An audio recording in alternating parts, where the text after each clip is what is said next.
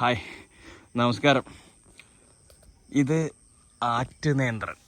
ഏകദേശം ഒരു 3 മാസത്തോളം പ്രായമായിട്ടുണ്ട്. ഇവിടെ വെച്ചിട്ട് വലിയ കുഴപ്പമില്ല എന്നാണ് എൻ്റെ ഒരു വിശ്വാസം. അത്യാവശ്യം മോശമില്ലാണ്ട് വന്നിട്ടുണ്ട്. ഒരു 3 മാസത്തിനുള്ളിൽ കൊടുക്കാവുന്ന ഏറെവരൊക്കെ വളങ്ങൾ നമ്മൾ കൊടുത്തിട്ടുണ്ട്.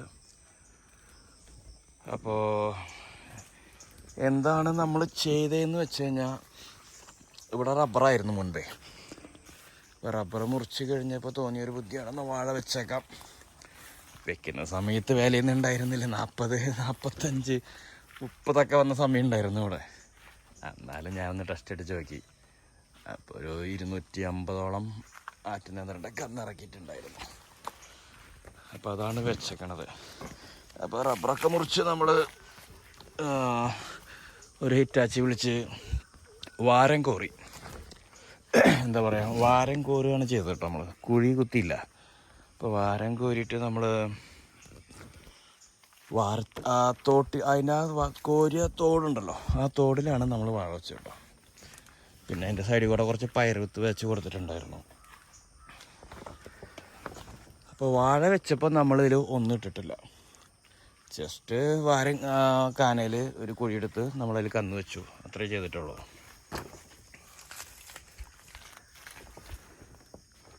പിന്നെ കന്ന് വെച്ചൊരു എനിക്ക് തോന്നുന്നു ഒരു 2 ഇല വന്നു. ഒരു 1.5 മാസമായിട്ടുണ്ടാവും തോന്നുന്നു. അപ്പോൾ ഒരു ബക്കറ്റ് ചാണം എല്ലാത്തിൻ്റെയും കിടക്കെ ഇട്ട് കൊടുത്തു. 1-2 മാസമായപ്പോഴേക്കും അതൊരു എനിക്ക് തോന്നുന്നു ഒരാഴ്ചയൊക്കെ അവിടെ കിടന്നിട്ട് ഒരു 1-2 ആഴ്ചയൊക്കെ അവിടെ കിടന്നിട്ടുണ്ടാവും.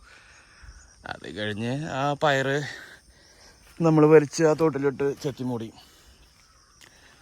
പിന്നെ ഒരു 2 മാസമായപ്പോൾ നമ്മളതിന് ഒരു 100 ഗ്രാം യൂറിയ, പിന്നെന്താ പറയുക, 100 ഗ്രാം പൊട്ടാഷ്, ഒരു 50 കിലോ മേടിച്ച് രാജ്ബോസ്, അത് മിക്സ് ചെയ്തിട്ട് കൊടുത്തു.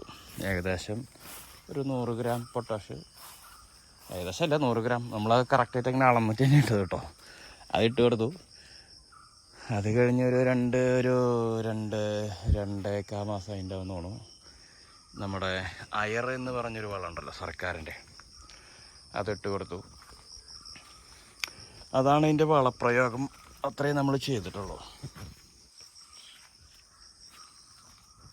അങ്ങനെ കറക്റ്റ് ഒരു ഡേറ്റ് ഒന്നും ആയിട്ടില്ല കേട്ടോ. നമ്മളതൊക്കെ ഏറെക്കുറൊക്കെ ചെയ്തത് ഞാൻ ഒറ്റയ്ക്ക് തന്നെയാണ് ചെയ്തത്.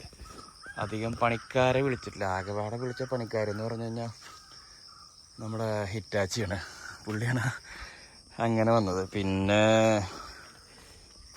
ചെത്തി മൂടാൻ 2 ദിവസം 2 ബംഗാളി വിളിച്ചു. അമ്മ 2 ദിവസം കൊണ്ടുവന്ന് കംപ്ലീറ്റ് ചെത്തി മൂട്ടി അങ്ങ് പോയി. ബാക്കി വാഴ വയ്ക്കലും വളകളിലൊക്കെ നമ്മൾ ഒറ്റയ്ക്കാണ് ചെയ്തത്. ഞാൻ എൻ്റെ വൈഫും കൂടിയാണ് ചെയ്തത്. അപ്പോൾ അതങ്ങനെ ഒരു പരിപാടിയായിട്ടുണ്ട്. ഇത് 2 സ്റ്റെപ്പായിട്ട് വെച്ചത് നമ്മൾ. ഇതൊക്കെ ഏറെക്കുറൊക്കെ കറക്റ്റ് 3 മാസമായിട്ടുണ്ട്. പിന്നെയുള്ളത് ഈ ഭാഗത്ത് നിൽക്കണത് കുറച്ച് ഒരു 2 മാസത്തോളം ആയിട്ടുണ്ടാവുള്ളൂ.